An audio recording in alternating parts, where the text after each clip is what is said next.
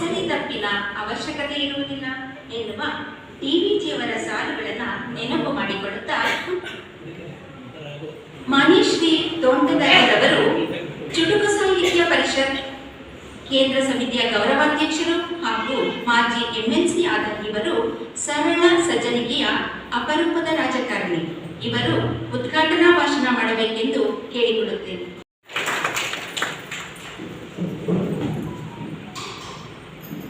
ಪ್ರಾಸ್ತಾವಿಕ ನುಡಿಗಳನ್ನಾಡಿದ ಮೈಸೂರು ಜಿಲ್ಲಾ ಕನ್ನಡ ಸಾಹಿತ್ಯ ಪರಿಷತ್ನ ಅಧ್ಯಕ್ಷರಾದ ಬಂಧುಗಳೇ, ಪುನೀತ್ ರಾಜ್ಕುಮಾರ್ ಅವರ ಬಗ್ಗೆ ವಿಶೇಷವಾಗಿ ಅವರು ಉಪನ್ಯಾಸವನ್ನೇ ಮಾಡಲಿಕ್ಕೆ ಬಂದಿದ್ದಾರೆ. ಅವರ ಬಗ್ಗೆ ಕರ್ನಾಟಕದ ಜನರು ಅಷ್ಟೇ ಅಲ್ಲ,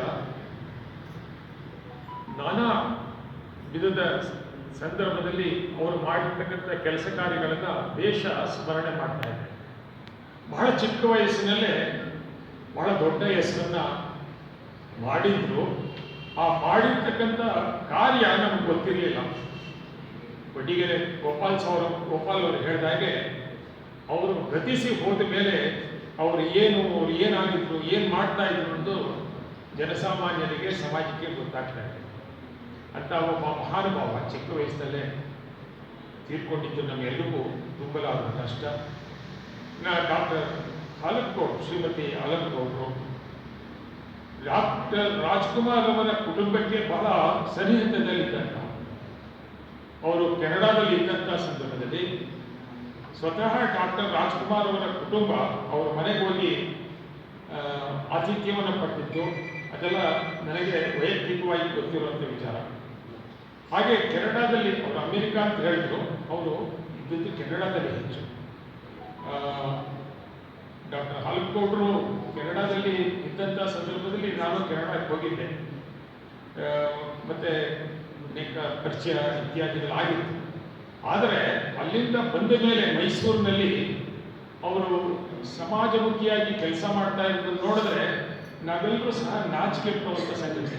ಅಂದರೆ ನಾಚಿಕೆ ಪಡುವಂಥದ್ದು ಅವರು ಇಷ್ಟೊಂದು ಪ್ರೀತಿ ವಿಶ್ವಾಸವನ್ನು ಸಾಹಿತ್ಯದ ಬಗ್ಗೆ, ಬೇರೆ ಬೇರೆ ಕ್ಷೇತ್ರಗಳ ಬಗ್ಗೆ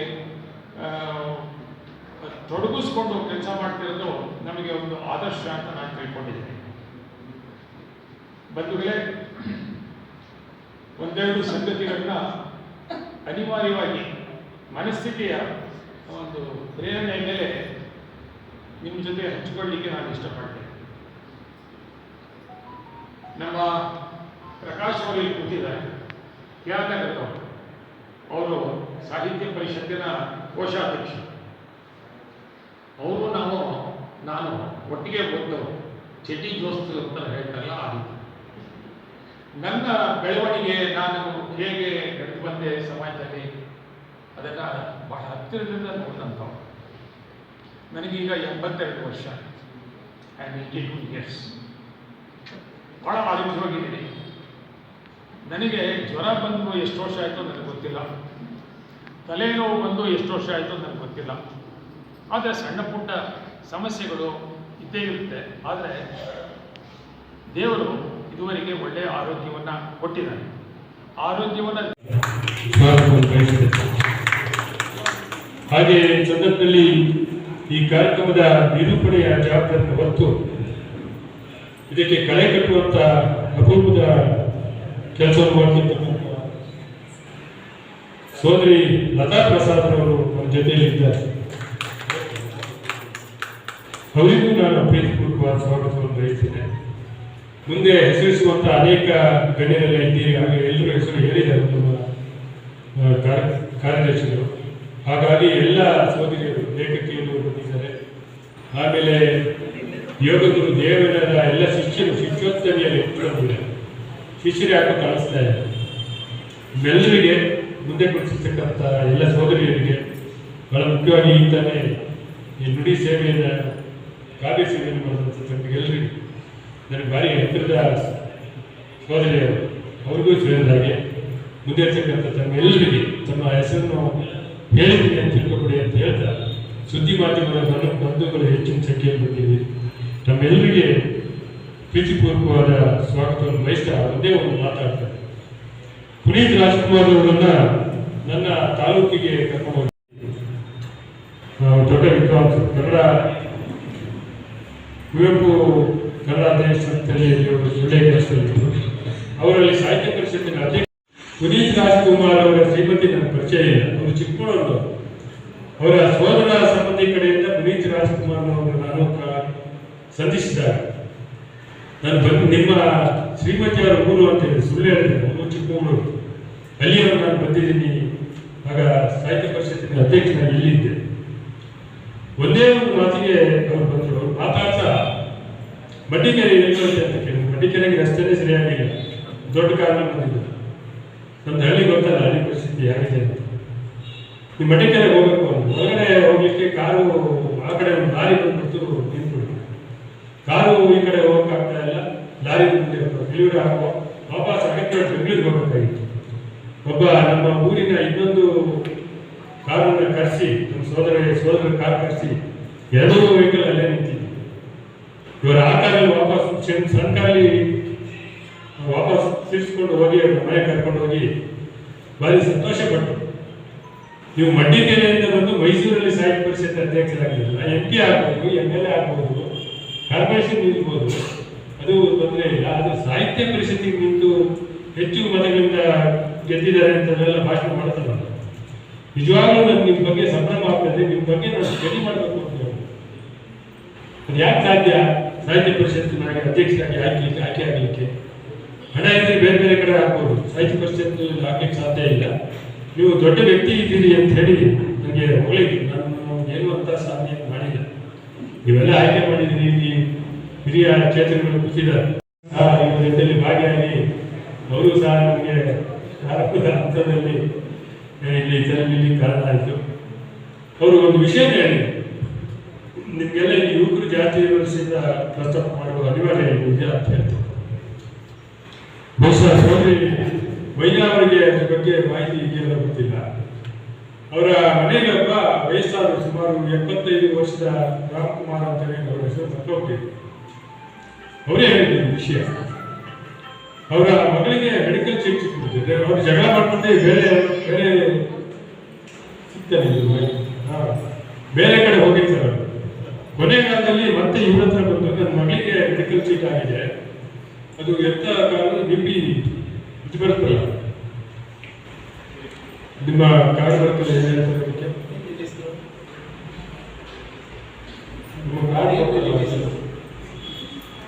ಆಧಾರ್ ಕಾರ್ಡ್ ಇನ್ನೊಂದು ಈ ಅಕ್ಕಿ ತೊಗೊಳ್ಕೊಳ್ಳೋಕೆ ಕೊಡ್ತಾರೆ, BPL ಕಾರ್ಡ್ ಇದ್ರೆ ನಿಮಗೆ ನಾಳೆ ಅದು BPL ಕಾರ್ಡ್ ತಂದು ಕೊಟ್ರೆ ನಿಮ್ ಮೆಡಿಕಲ್ ಸೀಟ್ ಆಗುತ್ತೆ, ಇಲ್ಲ ಅಂದ್ರೆ ಸೀಟ್ ಕೊಡ್ಲಿಕ್ಕೆ ಆಗಲ್ಲ ಅಂತ ಹೇಳ್ತಾರೆ. ಆಮೇಲೆ ಆತ ಹತ್ಕೊಂಡು ಜಗಳ ಮಾಡ್ಕೊಂಡು ಹೋಗಿದ್ದವನು ಪುನೀತ್ ರಾಜ್ಕುಮಾರ್ ಮನೆಗೆ ಹೋಗ್ತಾನೆ. ನಿಮ್ಮಲ್ಲಿ ಡ್ರೈವರ್ ಆಗಿ ಕೆಲಸ ಮಾಡಿದ್ದೆ, ನಿಮ್ಮ ಮಗಳಿಗೆ ಮೆಡಿಕಲ್ ಸೀಟ್ ಸಿಗ್ತಾ ಇದೆ, BPL ಕಾರ್ಡು ಕೊಡ್ತಾ ಇಲ್ಲ ಕಾರ್ಪೊರೇಷನ್ ಅಂತೆ. ಆತ ಚಡ್ಡಿಯಲ್ಲಿ ಇರ್ತಾರೆ. ಎಲ್ಲಿ ಯಾವ ಮಾಡೋದು 7ನೇ ಏನೋ ಹೇಳ್ತಾರೆ, 7ನೇ ವಿಭಾಗ ಸೀದಾ ಗಾಡಿ ಕೊಡ್ಸ್ಕೊಂಡು ಹೋಗಿ ಯಾಕೆ ಕೊಡ್ತಾ ಇಲ್ಲ ಅಂತ ಕೇಳ್ತಾರೆ. ಯಾಕೆ ಕೊಡ್ತಾ ಇಲ್ಲ ಅಂದ್ರೆ ನಮ್ಗೆ ಗೊತ್ತಾಗ್ತಾ ಇಲ್ಲ ಯಾಕೆ ಕೊಡ್ತಾ ಇಲ್ಲ ಅಂತ ಹೇಳಿ ಅವರ ಆರ್ಥಿಕ ಇದನ್ನ ತಂದಿದ್ದೇನೆ ನಾನು. 24 ಗಂಟೆ ಒಳಗಡೆ ನೀವು ಅವ್ರಿಗೆ ಕೊಡ್ಲಿಲ್ಲ ಅಂದ್ರೆ ನಿಮ್ಮ ಕಚೇರಿಗೆ ನಾನು ಹುಡುಗರನ್ನ ಕಳಿಸಿ ಅದು ಏನ್ ಮಾಡ್ತೀನಿ ಅಂತ ನನಗೆ ಗೊತ್ತಿಲ್ಲ. ನಾಳೆ ಬೆಳಿಗ್ಗೆ ಹೊರಗಡೆ ಅವರು BPL ಕಾರ್ಡ್ ಕೊಡ್ತಾರೆ, ಆ ಹುಡುಗಿ ಮೆಡಿಕಲ್ ಸೇರ್ತಾರೆ. ಈ ಮುಗಿಸಿದ್ದಾರೆ, ಬಹುಶಃ MS ಮಾಡ್ತಾರೆ, ಇವ್ರಿಗೆ ಗೊತ್ತಿಲ್ಲ, ಇವ್ರಿಗೆ ಚೆನ್ನಾಗಿ ಗೊತ್ತಿರುತ್ತೆ. ಹಾಗಾಗಿ ಇದೊಂದು ಉದಾಹರಣೆ. ಇಂಥ ಅನೇಕ ಸಾವಿರ ಹೆಣ್ಣು ಮಕ್ಕಳಿಗೆ ಓದಲಿಕ್ಕೆ ಅಸಾಧ್ಯವಾಗಿರ್ತಕ್ಕಂಥವರಿಗೆ ಉಚಿತವಾಗಿ ಅವರ ಹಣವನ್ನ ಕಳಿಸ್ತಾ ಇದ್ದಾರೆ, ಈಗಲೂ ಕಳಿಸ್ತಾ ಇದ್ದಾರೆ. ಇಲ್ಲೊಂದು ಶಕ್ತಿಧಾಮ ಇದೆಯಲ್ಲ, ಶಕ್ತಿಧಾಮ ನಿಲ್ಲಿಸ್ಬಿಟ್ರು ರಾಜ್ಕುಮಾರ್ ಮನೆಯವರು, ನಮ್ಗೆ ಆಗಲ್ಲ ಮಾಡ್ಕೊಳಕ್ಕಾಗಲ್ಲ ಅಂತ.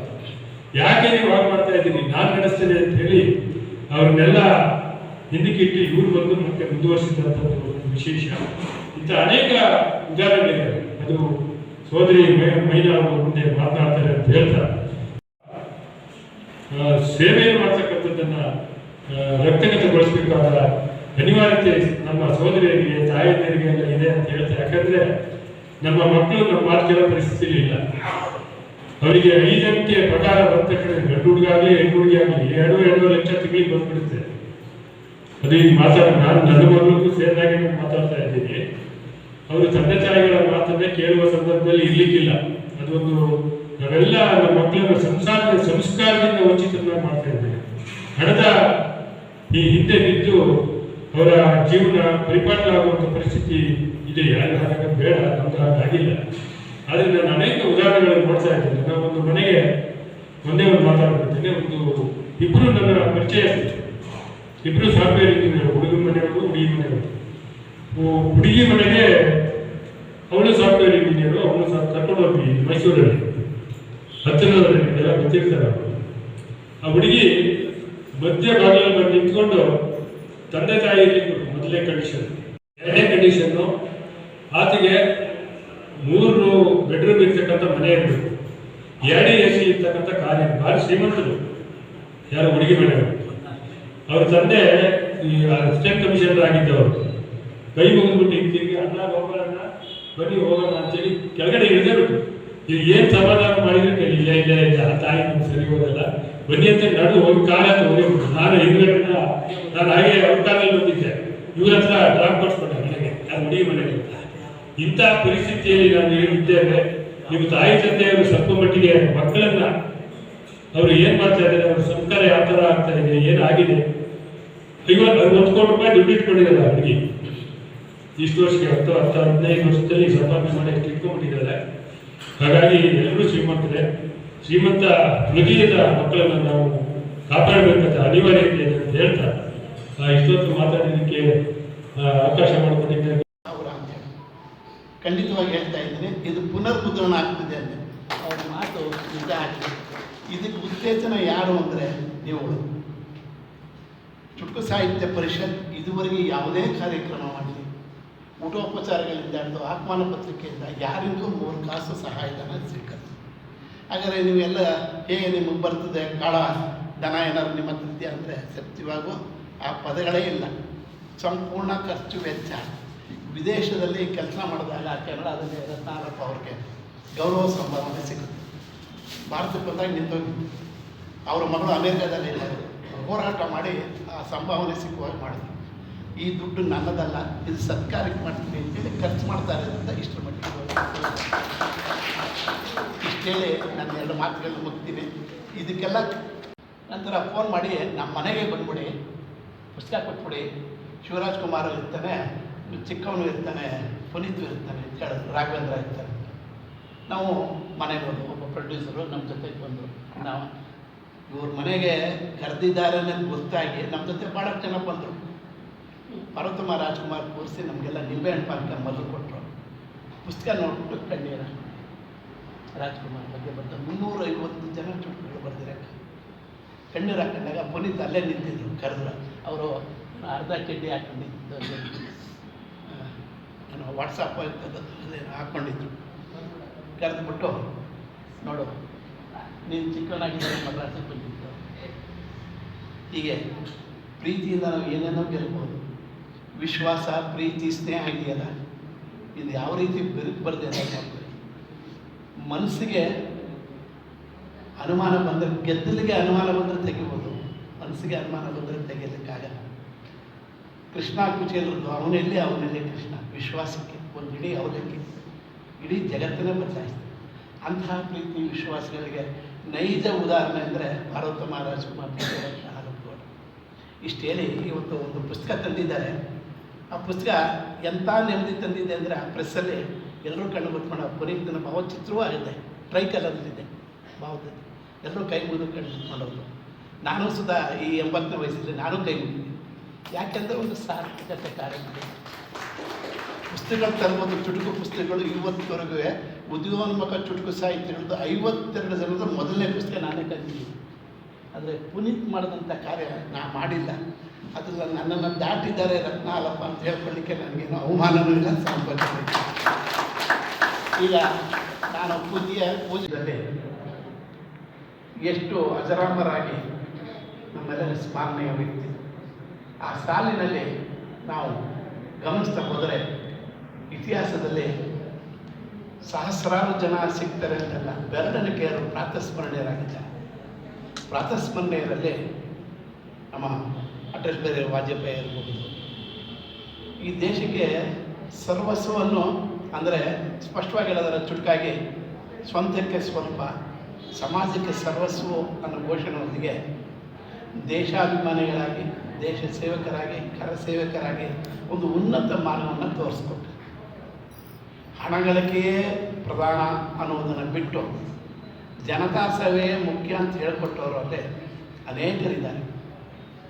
ನಾವು ಪ್ರತಿನಿತ್ಯ ಕರಾಗ್ರವಾದ ಲಕ್ಷ್ಮಿ ಅಂತ ಹೇಳ್ತೀವಿ.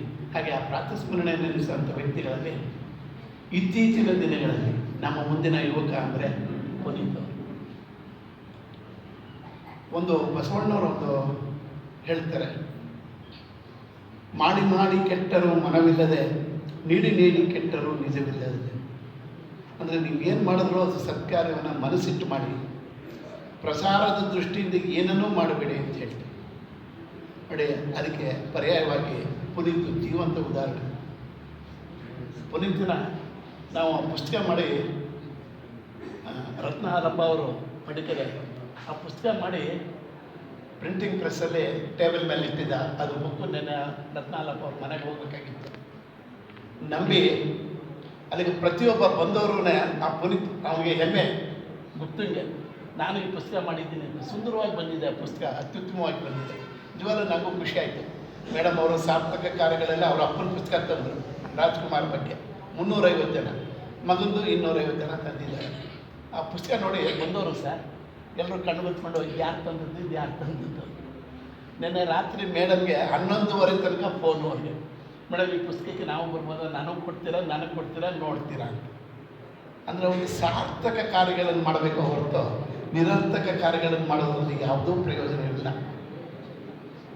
ನಮ್ಮ ದೇಹ ಉಸಿರಾಡುವ ತನಕ ಒಂದು ಚುಟುಕು, ತಾಯಿಯ ಗರ್ಭದಿಂದ ಬಂದಾಗ ಉಸಿರಾಡುತ್ತಿದ್ದೆ, ಕಾಯಕ್ಕೆ ಮುಗಿಸಿ ಹೊರಟಾಗ ಹೆಸರಿತ್ತು ಜಗದೆಲ್ಲೆಡೆ. ಇದು ನನ್ನದೇ ಚುಟುಕು. ಜೀವಂತವಾಗಿದ್ದಾಗ ಪುನೀತ್ ಅವರು ಮಾಡಿದ ಕಾರ್ಯ ಇವತ್ತು ಜಗತ್ತಿನ ಎಲ್ಲೆಡೆ ಅವ್ರನ್ನು ಸ್ಮರಿಸ್ತಾ ಇತ್ತು. ರೂಪ, ಅಂತಸ್ತು, ಅಧಿಕಾರ ಎಲ್ಲವೂ ಆಯಾ ಕಾಲಕ್ಕೆ. ಆದರೆ ಪುನೀತ್ನಂತಹ ವ್ಯಕ್ತಿತ್ವ ಉಳ್ಳವರು ಕರ್ನಾಟಕದ ಕೊಡುಗೆ ಅಂಥದ್ದು. ಜಗಜ್ಯೋತಿ ಬಸವೇಶ್ವರ ಅವರಂತಹ ಅವರು ಹಾಕಿಕೊಟ್ಟ ಮಾರ್ಗಗಳು, ಸರ್ವಜ್ಞ ಹಾಕಿಕೊಟ್ಟ ಮಾರ್ಗ. DVG ಗುಂಡಪ್ಪನವರು ಅವರು ಹೇಳ್ತಾರೆ, ಒಂದು ಬೆಳಗ್ಗೆ ಓದುವಾಗ ಏನಾದ್ರು ಮಾತಾಡಬೇಕಲ್ಲ ಅಂದಾಗ, ಚಳ್ಳದೊಳೇನು ನೀನು ದುರ್ಯೋಧನನೇ, ಕೊಡುಗೆಯಲ್ಲೇನು ನೀನು ಕರ್ಣನೇ, ಸಿಂಬಳದಲ್ಲಿ ಸಿಲುಕಿದ ಮನುಜ ನೀನು ಅಂತ ಹೇಳಿ. ನಮ್ಮೆಲ್ಲ ಕಾರ್ಯಗಳು ಸಾರ್ಥಕವಾಗಿರಬೇಕು. ಜೀವನದಲ್ಲಿ ಆದರ್ಶ ನಮಗೆ ಮಾತ್ರ ಅಲ್ಲ, ಮುಂದಿನ ಪೀಳಿಗೆಗೂ ಆದರ್ಶ ಆಗಿರಬೇಕು. ಈ ದಶೆಯಲ್ಲಿ ನಮಗೆ ಆದರ್ಶಪ್ರಾಯರಾಗಿ ಏನೇನೋ ತಪ್ಪು ಕಾರ್ಯ ಮಾಡದಂತೆ ಸದಾಕಾಲ ಮುನ್ನೆಚ್ಚರಿಕೆ ವಹಿಸಿ ನಮ್ಮನ್ನು ಸತ್ಕಾರ್ಯ ಸನ್ಮಾರ್ಗದಲ್ಲಿ ನಡೆಸುವಂಥ ತೋಟದಾರರ ನಿರಂತರ ಮಾರ್ಗದರ್ಶನದಲ್ಲಿ ಚುಟುಕು ಸಾಹಿತ್ಯ ಪರಿಷತ್ ಹೆಮ್ಮರವಾಗಿ ರಾಜ್ಯದ 30 ಜಿಲ್ಲೆ, ಕಾಸರಗೋಡಿನ ಜಿಲ್ಲೆಯಲ್ಲಿ ಇಷ್ಟು ವ್ಯವಸ್ಥಿತವಾಗಿ ಬರ್ತಾ ಇದೆ. ಕಡೆಯದಾಗಿ ಪುನೀತನ ಬಗ್ಗೆ ಎಲ್ಲರೂ ಮಾತಾಡಿದ್ದೀರಾ. ನೀವು ಒಬ್ಬೊಬ್ಬರು ಒಂದೊಂದು ಘಟನೆಗಳನ್ನ ಒಂದೊಂದು ಗಂಟೆ ಮಾತಾಡ್ಬಾರ್ದು. ಅದಕ್ಕೆ ನನ್ನ ಮಾತನ್ನ ಅಂತ್ಯದಲ್ಲಿರ್ತೀನಿ. ಚುಟುಕು ಸಿರಿ ರತ್ನಹಾರಪ್ಪಗೌಡವ್ರನ್ನ ಹೊಗಳಬೇಕಾದ ಔಚಿತ್ಯ ಏನಿಲ್ಲ. ತೋಟದಾರರು ಕೆನಡಾದಲ್ಲಿ ಅವ್ರನ್ನ ಹತ್ತಿರದಲ್ಲಿ ನೋಡಿದ್ದಾರೆ. ನಾನು ರಾಜ್ಕುಮಾರ್ ಅವರ ಪತ್ನಿ ಮೈಸೂರಿಗೆ ಬರ್ತಾರೆ, ಒಂದು ಸಮಾರಂಭ ಏರ್ಪಾಡೋಣ ಮಾಡೋಣ ಅಂತ ಹೇಳಿದ್ರು ಮೇಡಮ್. ವಚನ ವೈಭವ ಪುಸ್ತಕ ಬಿಡುಗಡೆಗೆ ನಾನು ರತ್ನಾಲಪ್ಪನವರು ಅದೇ ಥರ ಪರಿಚಯ ಆಗಿದ್ದು. ಮೇಡಮ್ ಎಷ್ಟೋ ಜನ ನನ್ನ ಹತ್ರ ಈ ಥರ ಭರವಸೆಗಳು ಕೊಟ್ಟಿದ್ದಾರೆ. ಪಾರ್ವತಮ್ಮ ರಾಜ್ಕುಮಾರ್ ಎಲ್ಲಿ, ನೀವೆಲ್ಲಿ? ಸುಮ್ಮನೆ ನಾವು ಪ್ರಚಾರ ತೊಗೊಂಡ್ರೆ ಪ್ರೆಸ್ನಲ್ಲಿ ನಾಳೆ ನೀವೇನೋ ಅನ್ಸ್ಕೊತಿದ್ರು ಗೊತ್ತಿಲ್ಲ, ನನಗೆ ಅವಮಾನ ಆಗೋ ಸ್ಥಿತಿ ಬರ್ತದೆ. ದಯವಿಟ್ಟು ಈ ಥರ ಹೇಳಬೇಡಿ ಅಂತ ಹೇಳಿದೆ. ಅವರು ನನ್ನನ್ನು ನಂಬಿಸೋಕ್ಕೆ ಭಾಳ ಪ್ರಯತ್ನ ಮಾಡಿದ್ರು. ಪಾರ್ವತಮ್ಮ ರಾಜ್ಕುಮಾರ್ ಬಂದೇ ಬರ್ತಾರಂತ ಭಾಳಷ್ಟು ಪ್ರಯತ್ನ ಪಾರ್ವತಮ್ಮ ರಾಜ್ಕುಮಾರ್ ಬಂದೇ ಬರ್ತಾರಂತ ಶತಾಯಗತ ನನಗೆ ನಂಬಿಸ್ಲಿಕ್ಕೆ ಪ್ರಯತ್ನ ಮಾಡಿದ್ರು. ನಾನು ಅಷ್ಟೇ ರಿಜಿಡ್ ಆಗಿದೆ, ನಂಬಲಿಲ್ಲ. ಇನ್ವಿಟೇಷನು ಆಯಿತು ಅವರ ಒತ್ತಡಕ್ಕೆ. ಸಮಾರಂಭಕ್ಕೆ ಬರಬೇಕಾದ್ರೆ ಅವರ ಆಪ್ತರು ಫೋನ್ ಮಾಡಿದ್ರು, ಸರ್ ಮೇಡಮ್ ಬರ್ತಾ ಇದ್ದಾರೆ. ಸತ್ಯ ಘಟನೆ ಸರ್. ಶಾರದಾದಾಸ್ ಕಾಲೇಜು ಭವ್ಯ ಸಭಾಂಗಣ ಅಂತ ಮಾಡ್ಬಿಟ್ಟಿದ್ದೆ. ಶಾರದಾದಾಸ್ ಕಾಲೇಜು ದೊಡ್ಡ ಸಭಾಂಗಣ, ಪಾರ್ವತಮ್ಮ ರಾಜ್ಕುಮಾರ್ ಬರ್ತಾರೆ ಅಂತ. ಅದು ನನಗೆ ನಂಬಿಕೆ ಇಲ್ಲ, ಅಷ್ಟರಲ್ಲಿ ಫೇಲ್ಯೂರ್ ಅಂತ. ಸಮಾರಂಭಕ್ಕೆ ಏನಾಯಿತು, ಅವತ್ತು ಎಕ್ಸಾಮ್ ಮಾಡ್ತಾಯಿತ್ತು. ಅದರಿಂದ ಪ್ರಿನ್ಸಿಪಾಲ್ ಹೇಳಿದ್ರು, ಸರ್ ನಾವು ನಮ್ಮ ರೂಲ್ಸ್ ಪ್ರಕಾರ ಯೂನಿವರ್ಸಿಟಿಯಿಂದ ಬಂದಿರೋದ ಈ ಸಭಾಂಗಣ ಕೊಡೋಕ್ಕಾಗಲ್ಲ, ಅಲ್ಲ ಸರ್, ನಾವೆಲ್ಲ ಇನ್ವಿಟೇಷನ್ ಪ್ರಿಂಟ್ ಮಾಡ್ಬಿಟ್ಟು ಎಲ್ಲ ಮಾಡಿಬಿಟ್ಟಿದ್ದೀವಿ. ಸರ್, ಹಿಂದೆ ಕಾಮರ್ಸ್ ಕಾಲೇಜ್ ಇದೆ, ಸೈನ್ಸ್ ಕಾಲೇಜು ಇದಕ್ಕಿಂತ ಚೆನ್ನಾಗಿದೆ ಸರ್. ಬಸ್ದು ಇದೇ ಬಾಡಿಗೆನ, ಇದಕ್ಕಿಂತ ಹೆಚ್ಚಿಗೆ ಬಾಡಿಗೆ, ಅದಕ್ಕೆ ಇದೇ ಬಾಡಿಗೆ ಸಾಕು, ನಾವು ನಿಮ್ಗೆ ಕೊಡ್ತಾ ಇದ್ದೀವಿ, ಒಳ್ಳೆ ಕೆಲಸ ಮಾಡ್ತಿರೋದ್ರಿಂದ ನಮ್ಮಿಂದ ತಪ್ಪಾಗಿರೋದಕ್ಕೆ ಒಪ್ಕೊಂಡು ಮೇಡಮ್ ಬಂದರು. ಅಲ್ಲಿಂದ ಅಲ್ಲಿಗೆ ಪಾರ್ವತಮ್ಮ ರಾಜ್ಕುಮಾರ್ ಬಂದೇ ಬಿಟ್ರು ಸರ್ ಅವ್ರ ಜೊತೆ. ನನಗೆ ಮನಸ್ಸಿಗೆ ನಡಗ ದಿಗ್ಭ್ರಮೆ. ಅಲ್ಲಿಗೆ ಹೋದರೆ ಅದು ಮೆಟ್ರೋ. ಇವತ್ತು ಇದೆ ನೋಡಿ, ಸಾರ್ಥಸ್ ಕಾಲೇಜ್ ಹಿಂದೆ ಕೆಮಿಸ್ಟ್ರಿ ಕಾಲೇಜು, ಕೆಮಿಸ್ಟ್ರಿ ಇದೆ, ಹತ್ಲಿಕ್ಕಾಗಲ್ಲ ಮೇಡಮ್. ಆಗ ಅವ್ರ ಜೊತೆ ಇದ್ದವರು, ಮೇಡಮ್ ಬೇಡ, ಬೆಟ್ಟತ್ತದ್ದು ಬೇಡ, ನಡೀರಿ ಮೇಡಮ್, ವಾಪಸ್ ಹೊರಟೋಗೋಣ ಅಂತ. ಅವರು ಒಂದು ಮಾತು ಹೇಳಿದ್ರು, ನನ್ನನ್ನು ಕರೆದ್ರು, ಎಷ್ಟು ಮೆಟ್ಲು ಹತ್ತಬೇಕು ಅಂತ. ಮೇಡಮ್ 12 ಆಗ್ಬೋದು, 12 15 ಆಗ್ಬೋದು. ನಾನು ಸಮಾರಂಭಕ್ಕೆ ಬಂದಿದ್ದೀನಿ, 14 ಮಾತು ಕೊಟ್ಟಿದ್ದೀನಿ, ನಾನು ಮೆಟ್ಲು ಹತ್ತಿದ್ದೀನಿ ಸರ್. ಆ ವ್ಯಕ್ತಿ ನಿಜವಾಗ್ಲೂ ರಾಜ್ಕುಮಾರ್ ಹೆಂಡತಿ ಅಂದಿದ್ದಕ್ಕೆ ಅವರು ಇಟ್ಟ ಪ್ರೀತಿ, ವಿಶ್ವಾಸ, ಅಭಿಮಾನಕ್ಕೆ ಇವತ್ತು ನಾವು 14 ಕರೆದ್ರು, ಹೆಗಲ ಮೇಲೆ ಕೈ ಹಾಕಿದ್ರು. ನಾನು ಈ ಕಡೆ ಮೆಟ್ಲು ಹತ್ಕೊಂಡ್ಬಂದರು, ಅವ್ರ ಪುಸ್ತಕ ಬಿಡುಗಡೆ ಮಾಡಿದ್ರು. ಆಗ ಅವ್ರ ಜೊತೆ ಬಂದಿದ್ದವರು ಮೇಡಮು ಪಾರ್ವತಮ್ಮ ರಾಜ್ಕುಮಾರ್ ಒಂದು ಮಾತು ಹೇಳಿದ್ರು. ನಾನು ಯಾತಕ್ಕೆ ಬೆಲೆ ಕೊಡ್ತಾ ಇದ್ದೀನಿ ಅಂದರೆ, ನಾನು ಮೆಟ್ಲು ಹತ್ಬೇಡಿ ಅಂತ ಡಾಕ್ಟ್ರು ಹೇಳಿದ್ದಾರೆ. ನಾನು ಯಾವುದೇ ಸಮಾರಂಭ, ಮುಖ್ಯಮಂತ್ರಿಗಳೆಲ್ಲ ಯಾರೇ ಬಂದರೂ ನಾನು ಮೆಟ್ಲು ಹತ್ತಕ್ಕೆ ಆಗೋದೇ ಇಲ್ಲ, ಆಗೋದೂ ಇಲ್ಲ.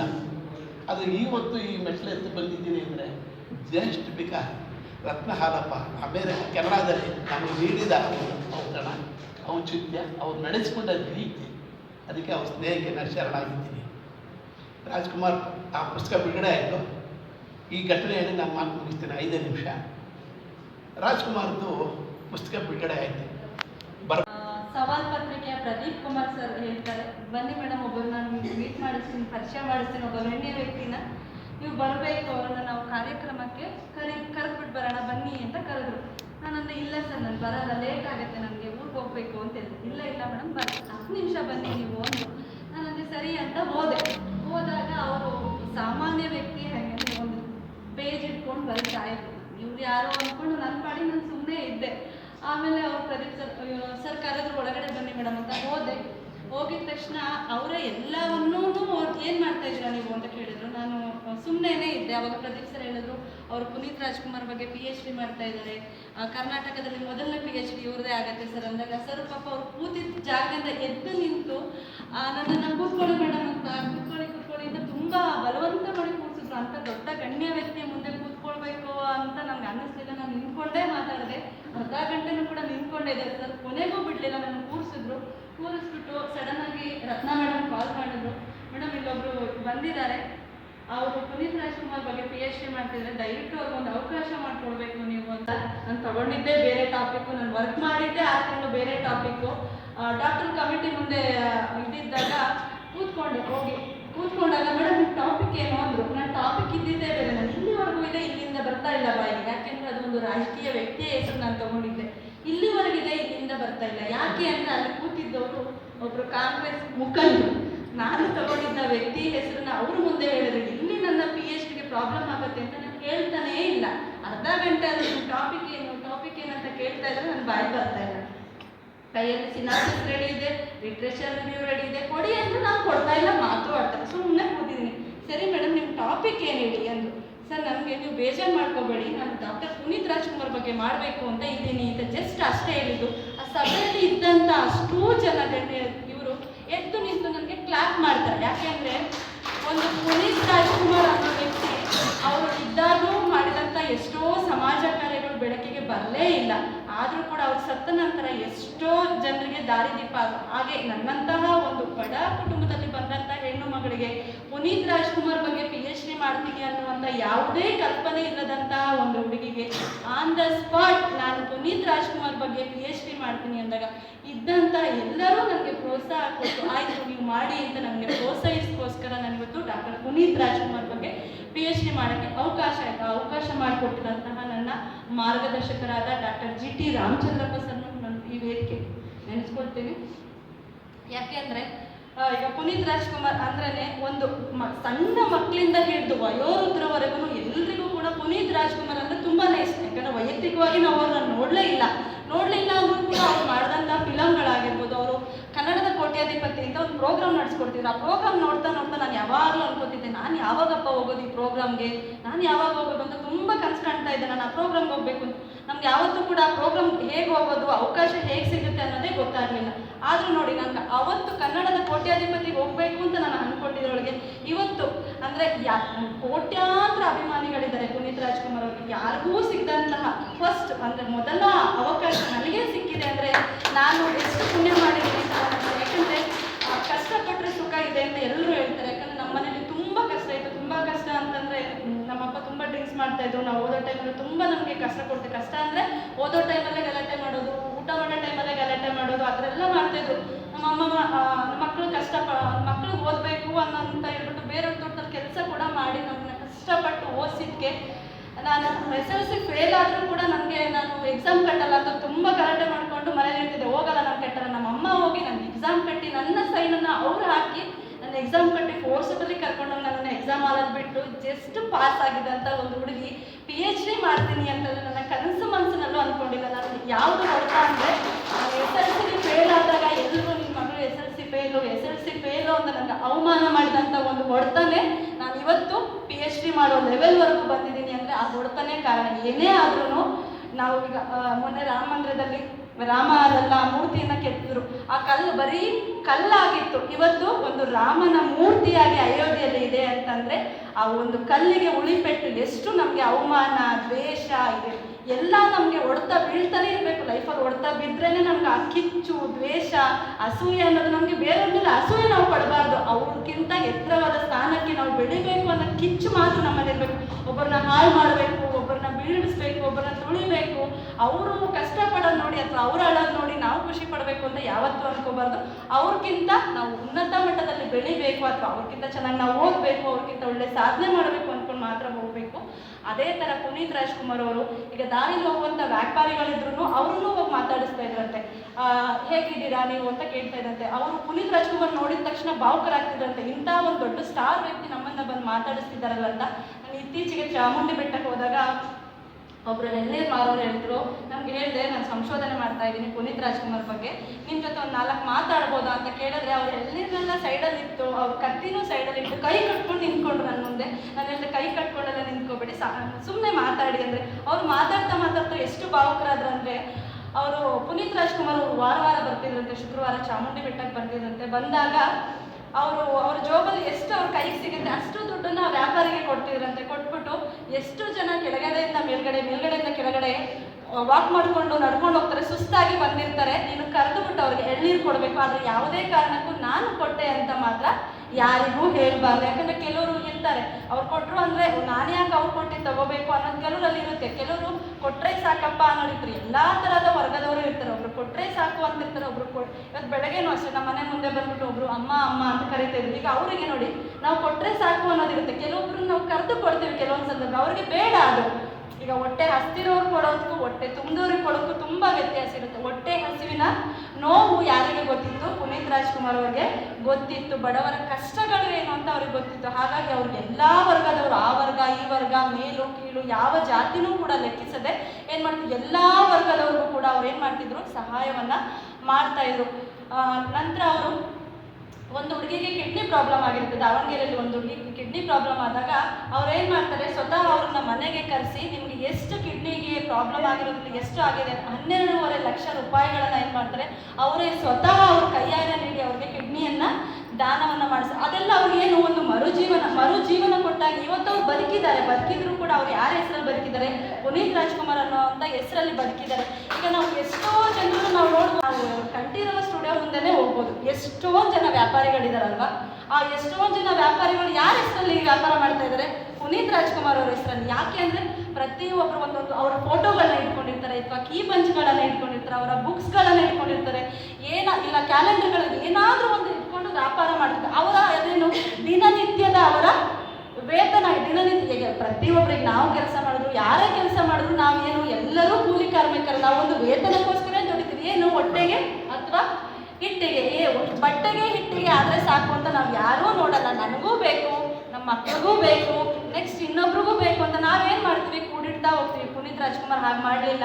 ಅವರು ದುಡಿದಂತಹ, ಅವರು ಸಿನಿಮಾದಲ್ಲಿ ಬಂದಂತಹ ಅರ್ಧ ಹಣವನ್ನು ಏನು ಮಾಡ್ತಿದ್ರು, ವೃದ್ಧಾಶ್ರಮಗಳಿಗೆ ಕೊಡ್ತಾ ಇದ್ರು, ಹೆಣ್ಣು ಮಕ್ಕಳ ಶಕ್ತಿಧಾಮಕ್ಕೆ ಕೊಡ್ತಾ ಇದ್ರು, ಗೋಶಾಲೆಗಳಿಗೆ ಕೊಡ್ತಾ ಇದ್ರು.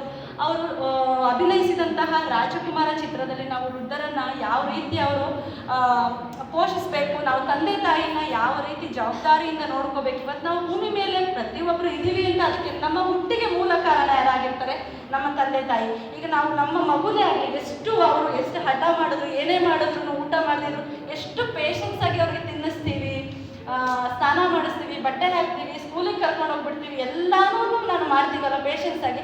ಅದೇ ನಮ್ಮ ತಂದೆ ತಾಯಿ ಅದೇ ಏಜ್ ಗ್ರೂಪಲ್ಲಿ ಒಂದು 80 ಬಂದಾಗ ಅವರೇನು ಬೆಡ್ ರಿಡನ್ ಆಗ್ತಾರೆ, ಅವ್ರಿಗೆ ನಾವು ಮಾತಾಡೋದು ಕರೆಕ್ಟಾಗಿ ಅರ್ಥ ಆಗಲ್ಲ, ಕಿವಿ ಕೇಳಿಸ ಹೇಳ್ತಾರೆ. ಅದೊಂದು ಮೆಸೇಜನ್ನು ನಮಗೆ ಸಮಾಜಕ್ಕೆ ಕೊಡ್ತಾರೆ. ಅದಲ್ಲದೆ ದೊಡ್ಡ ಮನೆ ಹುಡುಗ ಶೂಟಿಂಗ್ಗೆ ಅವರು ಮೈಸೂರಿಗೆ ಬಂದಾಗ, ಮೈಸೂರು ಜೈಲಲ್ಲೇ ಶೂಟಿಂಗ್ ಆಗ್ತಿದ್ದಾಗ ತುಂಬ ಹಿರಿಯರು ತುಂಬ ಜನ ಇದ್ದರಂತೆ. ಎಲ್ಲಿ ಜೈಲು ಶಿಕ್ಷೆ ಅನುಭವಿಸೋಕ್ಕೋಸ್ಕರ ಹಿರಿಯರು ಬಂದಿದ್ರಂತೆ. ಬಂದಾಗ ಅವ್ರು ಏನೇನೋ ತಪ್ಪುಗಳನ್ನು ಮಾಡಿ ಬಂದಿರ್ತಾರೆ. ಬಂದು ಅವರ ಶಿಕ್ಷೆಯ ಅವಧಿ ಮುಗಿದ್ರೂ ಕೂಡ ಅವ್ರು ಜೈಲಲ್ಲೇ ಇರ್ತಾರೆ. ಕಾರಣ ಅವರು ಏನು ಫೀಸ್ ಇರುತ್ತೆ, ಜೈಲಿಂದ ಬಿಡುಗಡೆ ಆಗ್ಬೇಕಾದ್ರೆ ಇಷ್ಟು ಫೀಸ್ ಕಟ್ಟಬೇಕು ಅಂತ ಇರುತ್ತೆ ಕೆಲವೊಂದು ಸಂದರ್ಭಗಳಲ್ಲಿ. ಆ ಫೀಸನ್ನು ಕಟ್ಟಕ್ಕೆ ಹಣ ಇಲ್ದಿರೋ ಕಾರಣ ಅವ್ರು ಏನು ಮಾಡ್ತಾರೆ, ಜೈಲಲ್ಲೇ ಉಳ್ಕೊಂಡಿರ್ತಾರೆ. ಆಗ ಪುನೀತ್ ರಾಜ್ಕುಮಾರ್ ಅವರು ಕರೆದುಬಿಟ್ಟು ಕೇಳ್ತಾರಂತೆ, ಅವ್ರು ಯಾಕೆ ಇನ್ನೂ ಬಿಡುಗಡೆ ಆಗಿಲ್ಲ, ಇಲ್ಲೇ ಇದ್ದಾರೆ ಅಂತ. ಇಲ್ಲೇ ಇದ್ದಾರೆ ಅಂತಂದಾಗ ಯಾಕೆ ಅಂದರೆ ಅವರು ಫೈನ್ ಕಟ್ಟಿಲ್ಲ, ಅದರಿಂದ ಇಲ್ಲೇ ಇದ್ದಾರೆ. ಅವ್ರು ಕರೆದುಬಿಟ್ಟು ಅವ್ರದ್ದು ಎಷ್ಟು ಫೈನ್ ಇದೆ ಅಂತ ಅವ್ರು ಅಲ್ಲೇ ಚೆಕ್ಕನ್ನು ಬರೆದುಕೊಟ್ಟು ಆ ವೃದ್ಧರನ್ನೆಲ್ಲ ಭೇಟಿ ಮಾಡಿ, ಇನ್ನು ಮುಂದೆ ಜೀವನದಲ್ಲಿ ಒಳ್ಳೆಯ ಜೀವನವನ್ನು ನೀವು ಸಾಗಿಸಬೇಕು ಅಂದರೆ ನೀವು ಇಷ್ಟವರೆಗೆ ತಪ್ಪಾಗಿದೆ, ತಪ್ಪು ಮಾಡದೇ ಇರುವಂಥ ವ್ಯಕ್ತಿ ಯಾರೂ ಕೂಡ ಇಲ್ಲ. ಹಾಗೆ ನೀವು ತಪ್ಪು ಮಾಡಿ ಆ ತಪ್ಪಿಗೆ ಶಿಕ್ಷೆಯನ್ನು ಅನುಭವಿಸಿದ್ದೀರಾ. ಶಿಕ್ಷೆಯನ್ನು ಅನುಭವಿಸಿದ ಕಾಲದಲ್ಲಿ ನೀವು ಮಾಡಿದಂಥ ತಪ್ಪಿನ ಅರಿವು ನಿಮಗಾಗಿರುತ್ತೆ. ಇನ್ನು ಮುಂದೆ ಅಂತಹ ತಪ್ಪುಗಳನ್ನು ಮಾಡಬೇಡಿ ಅಂತೇಳಿ ಅವ್ರಿಗೆ ನಮಸ್ಕರಿಸಿ ಅವರನ್ನು ಅಲ್ಲಿಂದ ಕರೆಸ್ತಾರೆ. ಯಾಕೆಂದರೆ ಒಂದು ದೊಡ್ಡ ಸ್ಟಾರ್ ನಟನ ಮಗ ಯಾರೋ ಡಾಕ್ಟರ್ ಪುನೀತ್ ರಾಜ್ಕುಮಾರ್ ಎಷ್ಟು ದೊಡ್ಡ ಸ್ಟಾರ್ ಮಗನಾದ್ರೂ ಕೂಡ ಎಲ್ಲೂ ಕೂಡ ಸ್ಟಾರ್ಡಮ್ಮನ್ನು ತೋರಿಸೋದೇ ಇಲ್ಲ. ಅವ್ರು ಹುಟ್ಟನೇ ಚಿನ್ನ ಸ್ಪೂನ್ ಇಟ್ಕೊಂಡು ಹುಟ್ಟಿದಂತಹ ವ್ಯಕ್ತಿ ಆದ್ರೂ ಒಂದು ದಿನನೂ ನಾನು ದೊಡ್ಡ ಸ್ಟಾರ್ ನಟನ ಮಗ, ನಾನು ರಾಜ್ಕುಮಾರ್ಗಿಂತಲೂ ದೊಡ್ಡ ಸ್ಟಾರ್ ಇದಾಗಿದೆ, ಪಟ್ಟ ಸಿಕ್ಕಿದೆ ನನಗೆ, ನಾನು ಪವರ್ ಸ್ಟಾರ್, ಹಾಗೆ ಹೀಗೆ ಎಲ್ಲೂ ಕೂಡ ಅವ್ರು ಬಿಂಬಿಸ್ಕೊಳ್ಳಿಲ್ಲ. ನನ್ನ ಜೀವಿತದ ಕೊನೆಯ ಅವಧಿಯವರೆಗೂ ಕೂಡ ಅವರು ಒಬ್ಬ ಸಾಮಾನ್ಯರಲ್ಲಿ ಸಾಮಾನ್ಯ ವ್ಯಕ್ತಿಯಂತೆ ಬದುಕಿದ್ದನ್ನು ನಾವು ನೋಡ್ಬೋದು. ಅಲ್ಲದೆ ಈಗ ನಾವು ಎಷ್ಟೊಂದು ಕಡೆಗಳಿಗೆ ಹೋಗ್ತೀವಿ, ಎಷ್ಟೊಂದು ಹೋಟ್ಲುಗಳು, ಸಣ್ಣ ಪುಟ್ಟ ಹೋಟೆಲ್ಗೆ ಹೋದ್ರು, ಸಣ್ಣ ಪುಟ್ಟ ಅಂಗಡಿಗಳಿಗೆ ಹೋದ್ರು, ಒಂದು ದಿನಸಿ ಅಂಗಡಿಗೆ ಹೋಗಲಿ ಅಥವಾ ಒಂದು ಹೋಟೆಲ್ಗೆ ಹೋಗಲಿ, ಒಂದು ಹೂವಿನ ಅಂಗಡಿಗೆ ಹೋಗಲಿ, ಎಲ್ಲ ಕಡೆಯಲ್ಲೂ ಏನಿದೆ, ಪುನೀತ್ ರಾಜ್ಕುಮಾರ್ ಅನ್ನೋ ಒಂದು ವ್ಯಕ್ತಿಯ ಫೋಟೋವನ್ನು ಇಟ್ಕೊಂಡಿದ್ದಾರೆ. ಅವ್ರು ಯಾರು ಅವ್ರಿಗೆ ರಿಲೇಷನ್ ಅಲ್ಲ, ಬಂಧು ಅಲ್ಲ, ಅಣ್ಣ ತಮ್ಮ ಅಲ್ಲ, ಯಾರು ಕೂಡ ಅಲ್ಲ. ಯಾಕೆ ನಾವೆಲ್ಲ ಅವ್ರ ಫೋಟೋನ ಇಟ್ಕೊಂಡು ಪೂಜೆ ಮಾಡ್ತೀವಿ? ಅವರಿಂದ ನಮ್ಗೆ ಏನಾಗಬೇಕು, ಏನೂ ಆಗಬೇಕಾಗಿಲ್ವಲ್ಲ. ಆದ್ರೂ ಕೂಡ ನೋಡಿ, ಅಂತಹ ದೊಡ್ಡ ಒಬ್ಬ ವ್ಯಕ್ತಿ ಮರಣದ ನಂತರವೂ ಕೂಡ ಒಂದು ಸಣ್ಣ ವ್ಯಕ್ತಿ, ಒಂದು ಸಣ್ಣ ಮಕ್ಕಳಿಂದ ಹಿಡಿದು ವಯೋವೃದ್ಧರವರೆಗೂ ನೆನಪಿಸ್ಕೋತಾರೆ ಅಂದರೆ ಅದಕ್ಕೆ ಕಾರಣ ಅವರ ಸರಳ ಸಜ್ಜನಿಕೆಯ ವ್ಯಕ್ತಿತ್ವ. ಆ ವ್ಯಕ್ತಿತ್ವ ಇದ್ದರೆ ಎಂತಹ ವ್ಯಕ್ತಿಯೂ ಕೂಡ ದೊಡ್ಡ ವ್ಯಕ್ತಿ ಆಗ್ಬೋದು ಅನ್ನೋಕ್ಕೆ ತೋಟದಲ್ಲಿ ಸರ್ ಹೇಳಿದ್ರು ಕೆಲವೊಂದು ಮಾತುಗಳು. ಅವರು ತುಂಬ ಅಂದರೆ ಅವರನ್ನೆಲ್ಲ ಹತ್ತಿರದಿಂದ ನೋಡಿದಂತಹ ವ್ಯಕ್ತಿಗಳು. ನಾವು ಅವ್ರ ಬಗ್ಗೆ ಜಾಸ್ತಿ ಅವ್ರ ಮುಂದೆ ಮಾತಾಡೋದು ತಪ್ಪಾಗುತ್ತೆ ಅಂದ್ರೂ ಈಗ ನಾನು ಸಂಶೋಧನೆ ಮಾಡೋ ಒಂದು ನಿಟ್ಟಿನಲ್ಲಿ ತುಂಬ ಅನೇಕರು ಒಬ್ಬರೊಬ್ಬರು ಒಂದೊಂದು ಥರ ಅಭಿಪ್ರಾಯಗಳನ್ನು ಹೇಳ್ತಾರೆ. ಅವ್ರು ಮಾಡಿರೋಂಥ ಕೆಲಸಗಳೇ ಇಲ್ಲ ಸರ್. ಪ್ರತಿ ಒಂದು ಕ್ಷೇತ್ರದಲ್ಲೂ ಒಂದೊಂದು ಕೆಲಸಗಳು ಮಾಡಿದ್ದಾರೆ. ನೀವು ಯಾರನ್ನ ತಗೊಳ್ಳೋದು, ಕೂಲಿ ಕಾರ್ಮಿಕರನ್ನು ಮಾತಾಡ್ಸಿದ್ರು ನನಗೆ ಇಂತಹ ಸಹಾಯ ಮಾಡಿದ್ರು, ನೀವೆಲ್ಲೂ ಹೇಳ್ಬೇಡಿ ಅಂತ ಹೇಳಿದ್ರು. ಅದು 5,000 ಆದ್ರೂ ಆ ಕೂಲಿ ಕಾರ್ಮಿಕರಿಗೆ ಅದು ದೊಡ್ಡ ದುಡ್ಡೆ. ಇವತ್ತು ನಾವು 2 ಲಕ್ಷ 2 ಕೋಟಿಗೆ ಸಮ ಇರುತ್ತೆ ಅಂಥ ಟೈಮಲ್ಲಿ ಅವ್ರು ಕೊಟ್ಟಿ ಅಂತ ಟೈಮಲ್ಲಿ. ಯಾಕೆಂದ್ರೆ ಅವ್ರಿಗೆ ಕೊಡಬೇಕು ಅಂತ ಏನೂ ಇರಲಿಲ್ಲ. ಆ ದುಡ್ಡನ್ನು ಅವರೇ ಸೇವಿಂಗ್ಸ್ ಮಾಡಿ ಅವರ ಹೆಂಡತಿ, ಅವ್ರ ಮಕ್ಕಳು, ಅವ್ರ ಫ್ಯಾಮಿಲಿಗೆ ಅವ್ರು ಯೂಸ್ ಮಾಡ್ಕೋಬೋದಾಗಿತ್ತು. ಅವರು ರಾಜಕುಮಾರ ಫಿಲಮಲ್ಲಿ ಬಂದಂಥ ಅರ್ಧ ಸಂಭಾವನೆಯನ್ನು ವೃದ್ಧಾಶ್ರಮಗಳಿಗೆ ಕೊಡ್ತಾರೆ. ವೃದ್ಧರು ಚೆನ್ನಾಗಿರ್ಬೇಕು, ಅವರು ಚೆನ್ನಾಗಿ ಊಟ ಮಾಡಬೇಕು, ಅವರ ಆರೋಗ್ಯ ಚೆನ್ನಾಗಿರ್ಬೇಕು ಅಂತ. ಅಂತಹ ದೊಡ್ಡ ಮಹಾನ್ ವ್ಯಕ್ತಿಯನ್ನು ಕಳೆದುಕೊಂಡ ಅಂತಹ ಕರ್ನಾಟಕ ಇಂದು ಬರಿದಾಗಿದೆ. ಯಾಕೆಂದರೆ ಎಲ್ಲರಿಗೂ ಅಂತಹ ಸಹಾಯ ಮಾಡುವ ಒಳ್ಳೆ ಮನಸ್ಥಿತಿ ಅಂತೂ ಖಂಡಿತ ಇರಲ್ಲ. ಇರುತ್ತಾ? ಖಂಡಿತ ಇರಲ್ಲ. ನನಗೂ ಬೇಕು, ನಾನು ಇದ್ದರೆ ಇನ್ನೊಂದು ಸ್ವಲ್ಪ ಬ್ಯಾಂಕ್ ಬ್ಯಾಲೆನ್ಸ್ ಜಾಸ್ತಿ ಮಾಡ್ಕೊತೀನಿ, ಇನ್ನೊಂದು ಸ್ವಲ್ಪ ಒಡವೆ ಮಾಡಿಸ್ಕೊಳ್ತೀನಿ ಅಲ್ವಾ, ಚೆನ್ನಾಗಿರೋ. ಈಗ ಪುನೀತ್ ರಾಜ್ಕುಮಾರ್ ಅವ್ರಿಗೂ ಇತ್ತು, ಕ್ರೇಜ್ ಇತ್ತು, ಕಾರ್ ಕ್ರೇಜ್ ಇತ್ತು, ಬೈಕ್ ಕ್ರೇಜ್ ಇತ್ತು, ಎಲ್ಲ ಕ್ರೇಜ್ ಇದ್ರೂ ಕೂಡ ಎಲ್ಲದರ ಜೊತೆಗೆ ಅವರು ಸಮಾಜದಲ್ಲಿ ನಾನೊಂದು ಒಳ್ಳೆಯ ವ್ಯಕ್ತಿಯಾಗಿ ರೂಪಿಸ್ಕೋಬೇಕು ಅಂತ ನಿಂತಿದ್ದಕ್ಕೆ ಇವತ್ತು ಅವರು ಎಲ್ಲರ ಹೃದಯದಲ್ಲಿ ಒಬ್ಬ ರಾಜ್ಕುಮಾರ್ ಆಗಿ ಅಥವಾ ಡಾಕ್ಟರ್ ಪುನೀತ್ ರಾಜ್ಕುಮಾರ್ ಆಗಿ ಅವರು ಎಲ್ಲರ ಹೃದಯದಲ್ಲಿ ನೆಲೆ ನಿಂತಿದ್ದಾರೆ ಅಂತ ಹೇಳ್ಬೋದು. 102ನೇ ಮೈಸೂರು ಘಟಿಕೋತ್ಸವದಲ್ಲಿ ಅವರಿಗೆ ಗೌರವ ಮರಣೋತ್ತರ ಡಾಕ್ಟರ್ ಪ್ರಶಸ್ತಿಯನ್ನು ಡಾಕ್ಟರೇಟನ್ನು ಘೋಷಿಸಿತು. ಆದರೆ ಅವ್ರಿಗೆ ಇದ್ದಂಥ ಟೈಮಲ್ಲಿ ಕೊಟ್ಟಿದ್ರು ಅವ್ರು ಅದನ್ನು ಒಪ್ಕೊಳ್ತಿರಲಿಲ್ಲ. ಯಾಕೆಂದರೆ ಯಾರೋ ಒಬ್ರು ಹೋಗಿ ಮಾತಾಡಿಸಿದಾಗ ಹೇಳಿದ್ರಂತೆ, ನಾನು ಸ್ಕೂಲ್ಗೆ ಹೋಗಿಲ್ಲ, ನೀವೇ ನನ್ನ ದೊಡ್ಡ ಮನುಷ್ಯ ಅಂತ ಕರೀತೀರ, ನಾನು ಸ್ಕೂಲ್ಗೆ ಹೋಗಿಲ್ಲ, ನನಗೆ ಬಂದ್ಬಿಟ್ಟು ವಿಜಯಲಕ್ಷ್ಮಿ ಅನ್ನೋ ಒಂದು ಮೇಡಮ್ ಪಾಠ ಮಾಡ್ತಾಯಿದ್ರು ಮನೆಯಲ್ಲಿ, ನಾನು ಅವ್ರಿಗೆ ಹೆದರ್ತಿರ್ಲಿಲ್ಲ, 5 ನಿಮಿಷ ಹೋಗಿ ದೋಸೆ ತಿನ್ಕೊಂಡು ಬರ್ತೀನಿ, ನನಗೆ ಹೊಟ್ಟೆ ಹಸಿತಿದೆ ಅಂತ ಹೇಳ್ತಾ ಇದ್ದೆ. ನಾನು ದೋಸೆ ತಿನ್ಕೊಂಡು ಬರ್ತೀನಿ, ನನಗೆ ಕೂತ್ಕೊಳ್ಳೋಕ್ಕಾಗಲ್ಲ, ನಿಮ್ಮ ಪಾಠ ಕೇಳೋಕ್ಕಾಗಲ್ಲ ಅಂತ ಡೈರೆಕ್ಟಾಗಿ ಮಿಸ್ಗೆ ಹೇಳ್ತಿದ್ರಂತೆ. ಯಾಕೆಂದರೆ ಹೊಟ್ಟೆ ಹಸಿವನ್ನು ಅವರು ತಾಳ್ತಾ ಇರಲಿಲ್ವಂತೆ. ಹೊಟ್ಟೆ ಹಸಿ ಬಂದಾಗ ಅವ್ರು ಯಾರ ಮುಂದೆ ಬೇಕಾದರೂ ಅಥವಾ ಯಾರ ಮನೆಯಲ್ಲಾದ್ರೂ ಒಂದು ಬಡ ಸಣ್ಣ ಪುಟ್ಟ ಹೋಟೆಲ್ಗಳಲ್ಲಾದ್ರೂ ಅವರು ಊಟ ಮಾಡೋಕ್ಕೆ ರೆಡಿ ಇದ್ರಂತೆ. ಒಂದು ಸ್ವಲ್ಪ ಊಟನೂ ಕೂಡ ಅವರು ಎಲ್ಲೂ ಕೂಡ ವೇಸ್ಟ್ ಮಾಡ್ತಿದ್ರು. ಅವರು ತಿಂತಾಯಿದ್ರು, ಅವ್ರ ಜೊತೆಲಿ ಎಷ್ಟು ಜನ ಇದ್ದಾರೆ ಅವ್ರು ಅಷ್ಟೋ ಜನಕ್ಕೆ ಅವ್ರನ್ನ ಊಟ ಮಾಡಿಸಿನೇ ಕಳಿಸ್ತಾ ಇದ್ದಂತೆ. ಆದರೆ ಪುನೀತ್ ರಾಜ್ಕುಮಾರ್ ಆ ಊಟದ ಬಿಲ್ ಕೊಟ್ಟ ಅಂತ ಎಲ್ಲೂ ಯಾರಿಗೂ ಗೊತ್ತಾಗದಿರೋ ಥರ ಅವ್ರು ಮೇಂಟೈನ್ ಮಾಡ್ಕೋದಿರುತ್ತೆ. ಹಾಗೆಯೇ ಅವ್ರು ಇದ್ದಾಗ ಅವ್ರು ಎಷ್ಟು ಕಾರ್ಯಗಳು ಮಾಡಿದ್ರು ಅಂತ ಯಾರಿಗೂ ಗೊತ್ತಾಗಲೇ ಇಲ್ಲ. ಕೆಲವೊಂದು ಗೊತ್ತಿದ್ರು, ಅವ್ರ ಆಪ್ತ ವಲಯಗಳಿಗೆ ಗೊತ್ತಿತ್ತೇನೋ ಹೊರತು ಬೇರೆ ನಮ್ಮಂಥ ಸಾಮಾನ್ಯ ವ್ಯಕ್ತಿಗಳಿಗೇನೋ ಪುನೀತ್ ರಾಜ್ಕುಮಾರ್ ಅನ್ನೋಂಥ ವ್ಯಕ್ತಿ ಇದ್ದಾರೆ, ಅವ್ರು ಫಿಲಮಲ್ಲಿ ಮಾಡ್ತಾರೆ ಅಷ್ಟೇ ಅಂತ ನಾವು ಅನ್ಕೋಬೋದಿತ್ತು. ಇವಾಗ ನನ್ನ ಜೊತೆನೇ ಒಬ್ರು ಮಾಡ್ತಾ ಇದ್ದಾರೆ ಸರ್, ಅವರು PhD ಮಾಡ್ತಾ ಇದ್ದಾರೆ. ಅವ್ರ ಹೆಸರು ಕನ್ನಡದ ಕೋಟ್ಯಾಧಿಪತಿಯಲ್ಲಿ ಫಸ್ಟ್ ಕನ್ನಡದ ಕೋಟ್ಯಾಧಿಪತಿ ವಿನ್ನರ್ ಅವರು, ಅವರೇ ಫಸ್ಟ್ ವಿನ್. ಅವರಾದ್ಮೇಲೆ ಯಾರು ಕೂಡ ವಿನ್ನರ್ ಪಾಷಾ ಅಂತ, ಅಹಮದ್ ಪಾಷಾ ಅಂತ ಅವ್ರ ಹೆಸರು. ಅವರು ನನ್ನ ಜೊತೆನೇ PhD ಮಾಡ್ತಾ ಇದ್ದಾರೆ. ಇವಾಗ ಅವ್ರಿಗೆ ಅಸಿಸ್ಟೆಂಟ್ ಪ್ರೊಫೆಸರ್ ಆಗಿ ಅವರು ಆಯ್ಕೆ ಆದರು. ಅವ್ರು ಹೇಳ್ತಾ ಇದ್ರು, ಮೇಡಮ್ ನಾನು ನಾನು ಲಾರಿ ಡ್ರೈವರ್ ಆಗಿದ್ದೆ, ನಾನು ಲಾರಿ ಡ್ರೈವರ್ ಆದ್ರೂ ಕೂಡ ನಾನು ಹೈದ್ರಾಬಾದ್ ಹೋಗಿ ಶೂಟಿಂಗ್ ಹೋದಾಗ ಶೂಟಿಂಗ್ ಇಲ್ದಿರೋಂಥ ಟೈಮಲ್ಲಿ ಸರ್ ಬಂದು ನಮ್ಮ ಹತ್ರ ಕೂತ್ಕೊಂಡು ಮಾತಾಡ್ತಾ ಇದ್ರು. ಅವ್ರಿಗೆ ಗೊತ್ತಿರುವಂಥ ವಿಚಾರಗಳನ್ನ ನಮ್ಮ ಹತ್ರ ಹಂಚ್ಕೋದು, ಅಂದರೆ ಪ್ರೋಗ್ರಾಮಿಗೆ ಸಂಬಂಧಪಟ್ಟಿದ್ದಲ್ಲ, ಅಂದರೆ ಈ ಸಮಾಜದಲ್ಲಿ ನಾವು ಹೇಗಿರಬೇಕು, ಒಂದು ಒಳ್ಳೆ ವ್ಯಕ್ತಿಯಾಗಿ ಹೇಗೆ ರೂಪಿಸ್ಕೋಬೇಕು ಕೇಳ್ತಿದ್ದಂತೆ. ನೀನು ಅಕಸ್ಮಾತ್ ಗೆದ್ರೆ ಈ ದುಡ್ಡನ್ನು ನೀನು ಏನು ಮಾಡ್ತೀಯಾ, ಈ ಹಣವನ್ನು ನೀನು ಏನು ಮಾಡ್ತೀಯಾ ಅಂತ. ಆವಾಗ ಅವ್ರಿಗೆ ನಾನು ಗೆಲ್ತೀನಿ ಅನ್ನೋ ಕಲ್ಪನೆ ಕೂಡ ಇರಲಿಲ್ಲ. ಏನು 1 ಕೋಟಿ ವಿನ್ ಆದರೂ ಅವ್ರಿಗೆ ನಾನು ವಿನ್ ಆಗ್ತೀನಿ ಅನ್ನೋ ಕಲ್ಪನೆ ಕೂಡ ಇರಲಿಲ್ಲ ಅಂತೆ. ಅವ್ರದ್ದು ಲಾಸ್ಟ್ ಕ್ವಶನ್ದು ಆನ್ಸರ್ ಬಂದು ಗಾಂಧೀಜಿ ಅಂತ ಇತ್ತು. ಅದರಲ್ಲಿ 4 ಆಪ್ಷನ್ ಇತ್ತು. ಆ 4 ಟಾಪರ್ ಆಗಿದ್ದವರು ಅಂತ ಹೆಸರು. ಇವ್ರಿಗೆ ಯಾರು ಹೆಸರನ್ನ ಆಯ್ಕೆ ಮಾಡೋದು ಅನ್ನೋ ಗೊಂದಲದಲ್ಲಿ ಇದ್ದಂಥ ಟೈಮಲ್ಲಿ ಅವರು 50-50 ಆಪ್ಷನ್ ಕೊಟ್ಟಾಗ 2 ಹೆಸರು ಹೋಗಿ 2 ಹೆಸರು ಉಳ್ಕೊಳ್ತಂತೆ. ಅವಾಗ ಮಹಾತ್ಮ ಗಾಂಧೀಜಿ ಒಂದು, ನೆಹರು ಒಂದು, 2 ಉಳ್ಕೊಳ್ತು. ಇಬ್ಬರು ಗಣ್ಯ ವ್ಯಕ್ತಿಯಲ್ಲಿ ನಾನು ಒಬ್ಬರು ಹೆಸರನ್ನ ತಗೊಂಡ್ರೆ ಇನ್ನೊಂದು ಇದಾದರೆ ನಂದು 1 ಕೋಟಿ ಒಂದೇ ಸಲ 1 ಕೋಟಿಯಿಂದ 50 ಲಕ್ಷಕ್ಕೆ ಬರುತ್ತೆ, ಒಂದೇ ಆನ್ಸರಿಂದ ನಂದು 50 ಲಕ್ಷಕ್ಕೆ ಹೋಗುತ್ತಲ್ಲ ಅಂತ. ಇಲ್ಲ ಸರ್ ನಾನು ಕ್ವಿಟ್ ಮಾಡ್ತೀನಿ, ನನಗೆ ಆಟ ಸಾಕು, ನನಗೆ 50 ಲಕ್ಷ ಸಾಕು ಅಂದಾಗ, ಇಲ್ಲ ನೀವು ಆಟವನ್ನು ಮುಂದುವರಿಸಬೇಕು, ನಿಮ್ಗೆ 50 ಲಕ್ಷ ಅಲ್ಲ 1 ಕೋಟಿ ಬರಬೇಕು ಅಂತ ಅವ್ರಿಗೆ ಹೇಳಿದ್ರಂತೆ. ನೀವು ದುಡ್ಡನ್ನು ಯೂಸ್ ಮಾಡ್ತೀರಲ್ವಾ ಅಂತಾರಂತೆ. ಹೌದು, ನಾನು ದುಡ್ಡನ್ನು ಯೂಸ್ ಮಾಡ್ತೀನಿ. ಆ ದುಡ್ಡಲ್ಲಿ ಏನಿದೆ ಅಂತಂದ್ರಂತೆ. ಆ ದುಡ್ಡಲ್ಲಿ ಏನಿದೆ ಅಂತ ನೆನಪಿಸ್ಕೊಳ್ಳಿ ಅಂತ ಅಂದ್ರಂತೆ. ಆ ದುಡ್ಡಲ್ಲಿ ಏನಿದೆ, ನಾವು ಪ್ರತಿಯೊಬ್ಬರು ಒಂದನ್ನು ಯೂಸ್ ಮಾಡ್ತೀವಿ, ಆ ದುಡ್ಡಲ್ಲಿ ಏನಿದೆ, ಗಾಂಧೀಜಿ ಇದ್ದಾರೆ, ಅದೇ ಅವರ ಆನ್ಸರ್ ಆಗಿತ್ತು. ಅವರು ತಕ್ಷಣಕ್ಕೆ ಏನು ಮಾಡ್ತಾರೆ, ಅವ್ರಿಗೆ ಇದಾಗಿ ತಕ್ಷಣಕ್ಕೆ ಏನು ಮಾಡ್ತಾರೆ, ಮಹಾತ್ಮ ಗಾಂಧೀಜಿಯನ್ನ ಆನ್ಸರ್ನ ಲಾಕ್ ಮಾಡಿದಾಗ ಅವರಿಗೆ 1 ಕೋಟಿ ಹಣ ಸಿಕ್ತಂತೆ. ಆ 1 ಕೋಟಿ ಹಣ ಸಿಕ್ಕಿದಾಗ ಅವರು ಆ ಗೆದ್ದಂಥ ವ್ಯಕ್ತಿ ಸಂಭ್ರಮಿಸ್ಕಿಂತ ಪುನೀತ್ ರಾಜ್ಕುಮಾರ್ ಅನ್ನೋ ವ್ಯಕ್ತಿ ಸಂಭ್ರಮಿಸಿದ್ದು. ಅದರಲ್ಲಿ ಇಷ್ಟೊಂದು ಹೊಡೆದಾಟ ಬಡದಾಟ, ರಾಜಕೀಯ ದ್ವೇಷ, ಅಸೂಯೆ ಯಾವುದು ಕೂಡ ನಮ್ಮನ್ನೇ ತಗೋದು. ನಮ್ಮ ರಿಲೇಷನ್ಸ್ ಯಾರಾದರೂ ಒಂದು ಹೊಸ ಕಾರ್ ತಗೊಂಡ್ರೆ ನಮ್ಗೆ ಅಷ್ಟು ಬೇಗ ಸ್ಟಾರ್ಟ್ ಆಗಿರುತ್ತೆ. ಅವ್ರು ಕಾರ್ ತಗೊಂಡಿದ್ದಾರೆ, ಅವ್ರಿಗಿಂತ ದೊಡ್ಡ car. Nandini, Bharat news TV, Mysuru.